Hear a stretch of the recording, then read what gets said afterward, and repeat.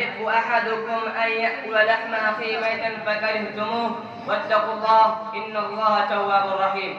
وقال النبي صلى الله عليه وسلم إن دماءكم وأموالكم وأعراضكم حرام عليكم كحرمة يومكم هذا في شهركم هذا في بلدكم. محترم صدر انجمن، حکم صاحب اور میرے بھائیوں، آج کے اس سالانہ الہی مسابقہ میں جس عنوان کے تحت لب کشائی کرنا چاہتا ہوں وہ ہے غیبت کی تباہ کاریاں. اس امید اور توقع کے ساتھ کہ اپنی زبان کو لگام دیں گے، اس کا صحیح استعمال کریں گے، اس کا غلط استعمال ہرگز نہیں کریں گے.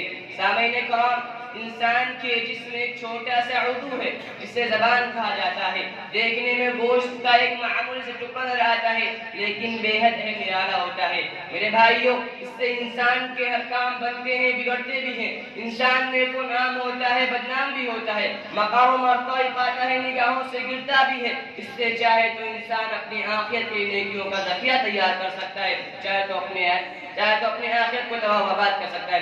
نبی کریم صلی اللہ علیہ وسلم نے زبان کی حفاظت پر جنت کی ضمانت دی ہے. میرے بھائیوں، مذہب اسلام اور اس کی اہم خوبیوں میں سے نہایت اہم خوبی یہ ہے کہ اس نے ایک مسلمان کی عزت و آبرو اور اس کے ناموس کی حفاظت کے لیے اس کے ارد گرد ایک زبردست حصار قائم کر رکھا ہے. مذہب اسلام نے عزت و آبرو کے مسئلے کو جو اہمیت دی ہے اس کا اندازہ اس بات سے لگایا جا سکتا ہے. رسول اکرم صلی اللہ علیہ وسلم حجۃ الوداع کے موقع پر صحابہ کرام مجمع عظیم کو خطاب کرتے ہوئے یوں فرمایا تھا: ان دماءکم واموالکم واعراضکم حرام علیکم کحرمۃ یومکم ھذا فی شہرکم ھذا فی بلدکم. اے لوگوں، تمہاری مال اور حرمت کی عزت تمہارے اوپر ویسے ہی ہے جیسے آج کے دن کی حرمت اس مقدس جگہ اور اس مقدس مہینے میں ہے. اس معاملے کے پیش نظر ہی اسلام نے ہر اس چیز کو حرام قرار دیا ہے جس سے کسی مسلمان کے حقوق پر ضرب اور عزت پر آنچ آتی ہو. اور اس سلسلے کو سب سے اہم شے جسے اسلام نے حرام قرار دیا ہے اور وہ غیبت ہے، جو ایک ایسی بڑی مصیبت ہے جسے عام طور پر لوگ مبتلا آ رہے ہیں. سامعین کرام، غیبت ایک ایسا گھناؤنا مرض ہے جو قوم معاشرہ میں پھیلتا ہے. اس میں باہمی رنجت، عداوت، کینہ، کپٹ، بغض، حسد، جلن، اختلاف، انشراح، قطع تعلقی عام ہو گئی ہے اور کسی قوم معاشرہ کے لیے اس سے زیادہ بری شے اور کیا ہو سکتی ہے. اسی لیے اسلام نے غیبت کے متعلق سخت موقف اختیار کیا ہے اور ساتھ ہی باز رہنے کی تاکید کی ہے. سورہ حجرات آیت نمبر 12 اس کبھی صورت کو کس اسلوب اور کس انداز میں بیان کر رہا ہے، اس پر غور کرنے کی ضرورت ہے. وَلَا يَغْتَبْ بَعْضُكُمْ بَعْضًا أَيُحِبُّ أَحَدُكُمْ أَن يَأْكُلَ لَحْمَ أَخِيهِ مَيْتًا فَكَرِهْتُمُوهُ وَاتَّقُوا اللَّهَ إِنَّ اللَّهَ تَوَّابٌ رَحِيمٌ. کیا تم میں سے کوئی اپنے مردہ بھائی کا گوشت کھانا پسند کرتا ہے؟ فَكَرِهْتُمُوهُ، تو تمہیں اس سے گھن آئے گی. تم اللہ رب العالمین سے ڈرتے ہو، بے شک اللہ رب العالمین توبہ قبول کرنے والا ہے.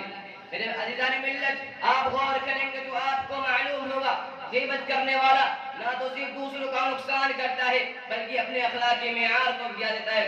ایسے شخص کی زبان اور دل میں گندگی پھیل جاتی ہے. سامعین کرام، غیبت کی تباہ کاریوں میں سے ایک تباہی یہ بھی ہے کہ غیبت کرنے والا اپنے چہرے اور سینے کو تانبے کے ناخن سے نوچے گا.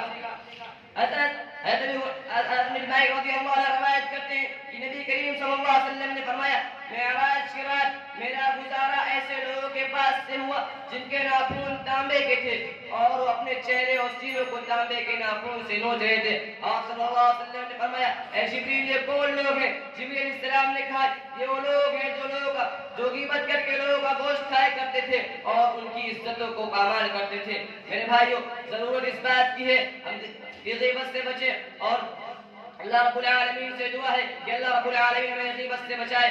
آمین. وآخر دعوانا الحمدللہ رب العالمین والسلام علیکم ورحمۃ اللہ وبرکاتہ.